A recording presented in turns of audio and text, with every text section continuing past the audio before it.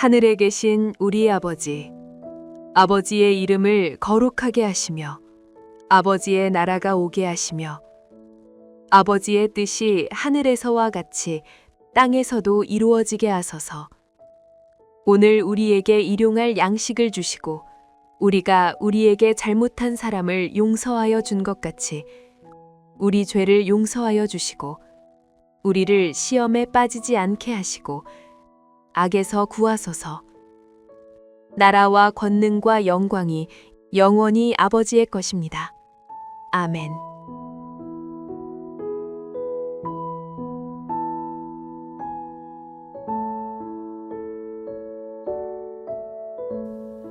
형제들아, 내가 신령한 자들을 대함과 같이 너희에게 말할 수 없어서 육신에 속한 자, 곧 그리스도 안에서 어린아이들을 대함과 같이 하노라. 내가 너희를 저주로 먹이고 밥으로 아니하였노니 이는 너희가 감당하지 못하였음이거니와 지금도 못하리라. 너희는 아직도 육신에 속한 자로다. 너희 가운데 시기와 분쟁이 있으니 어찌 육신에 속하여 사람을 따라 행함이 아니리요. 어떤 이는 말하되 나는 바울에게라 하고 다른 이는 나는 아볼로에게라 하니 너희가 육의 사람이 아니리요. 그런즉 아볼로는 무엇이며 바울은 무엇이냐? 그들은 주께서 각각 주신 대로 너희로 하여금 믿게 한 사역자들이니라.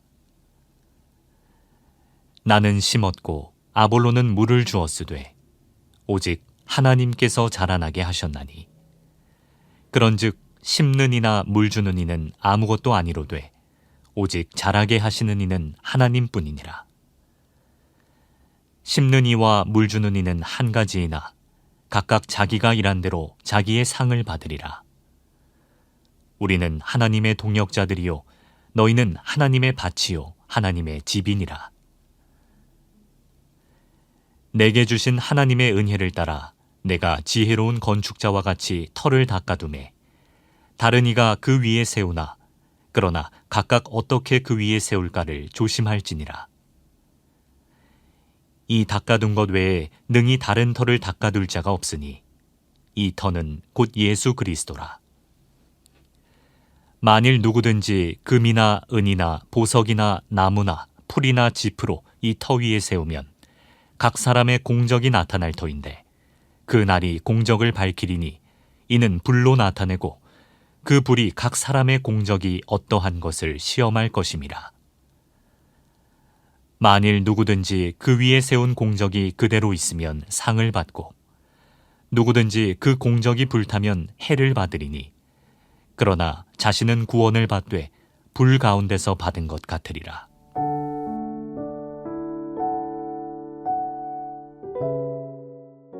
어제는 우리가 앞선 본문을 통해서 사람의 지혜와 하나님의 지혜를 비교하면서 사람의 지혜는 하나님의 지혜를 미련하게 여기지만 그러나 하나님의 지혜야말로 진정한 참 지혜인 것을 말씀하는 것을 함께 묵상했습니다. 오늘 본문은 한 걸음 더 나아가 사람의 일과 하나님의 일을 비교하면서 고린도 교회 분쟁의 문제를 해결하려는 바울의 생각을 함께 나누어 봅니다. 바울은 이미 분쟁의 근본 원인이 사람의 일을 과중하게 평가하기 때문이라고 했습니다. 어린아이는 생각이나 판단이나 말이나 행동 이런 것들이 다 미숙합니다. 어떤 말이나 행동을 할 때에 이 말과 행동이 바른지 적절한지 품이 있는 것인지 예절 바른지 이런 것들을 판단할 줄 모릅니다. 어린아이는 또한 이기적이죠. 다른 사람을 배려하는 마음은 없고 자기만 좋으면 그만입니다. 그리고 자기가 하기 싫으면 안 합니다. 그러나 어른은 자기가 하기 싫어도 해야 될 일은 합니다. 또 어린아이는 자기 입맛에 맞지 않으면 먹지 않습니다.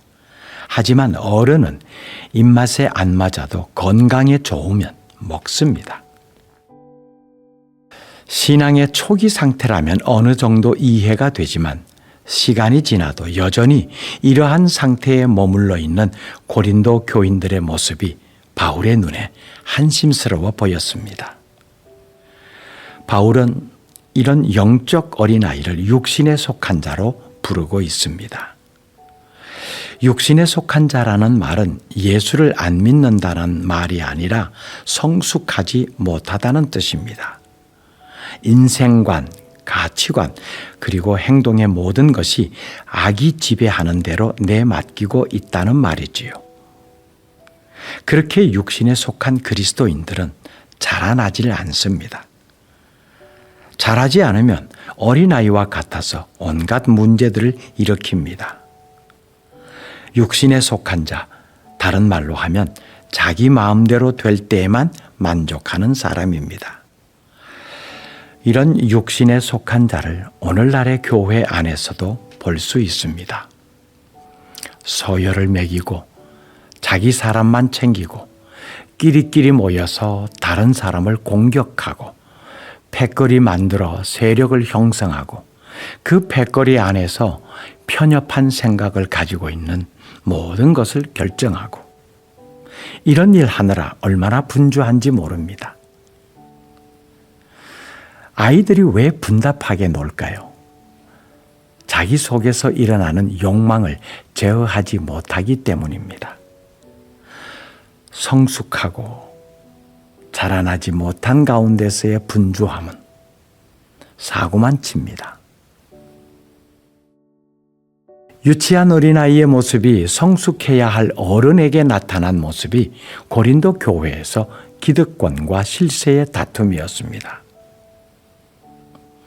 이렇게 분열되어 있는 고린도 교회 교인들에게 바울은 신앙생활에서 무엇이 핵심인지를 지적합니다. 그것을 식물을 키우는 비유로 설명합니다. 6절 말씀에 나는 심었고 아볼로는 물을 주었으되 오직 하나님께서 자라나게 하셨다라고 하지요. 바울이 심었고 아볼로가 물을 준 일은 유진 피터슨의 메시지 성경에는 허드렛 일이라고 표현합니다. 고린도 교회 교인들은 그 허드렛 일을 한 사람을 최고라고 주장하고 있었던 겁니다. 여기서 자라나게 하시는 이는 하나님뿐이다 라는 말이 핵심입니다. 이렇게 자라게 하시는 하나님과 연결되어 일하는 모든 사람들을 일컬어 하나님의 동력자라고 합니다. 동력자란 같은 일에 협력하는 사람을 말합니다. 그런데 그 동력이 사람을 위한 동력이 아니라 하나님의 동력자라는 것에 주목하십시오. 바울과 아볼로를 하나님의 동력자로 불러주셨듯이 오늘 저와 여러분을 하나님의 동력자로 불러주셨습니다. 우리 모두는 하나님의 밭에서 함께 일하는 하나님의 동력자들입니다. 어디에서 무슨 일을 하든지 하나님이 동력하시는 일을 하십시오. 어떤 일에 하나님과 동력하시겠습니까? 하나님이 동력하실 수 없는 일은 하지 말아야 합니다. 여러분이 하는 모든 일이 하나님이 동력하시는 일이 되시기를 바랍니다. 기도하겠습니다. 하나님, 우리가 땀 흘리고 분주하게 행하는 많은 일들 살펴보며 과연 하나님과 동력하는 일인가 해야 합니다. 오늘 주신 말씀을 통해서 우리가 하는 모든 일이 하나님과 동력하는 일이 되어야 되고 그래서 우리가 하나님의 동력자가 되어야 함을 깨닫습니다. 작은 일이라도 하나님이 함께 하시는 일, 하나님의 일에 동참되어지는 하나님의 동력자가 되게 하옵소서. 예수님 이름으로 기도드립니다. 아멘. 계속해서 묵상과 기도를 이어가십시오.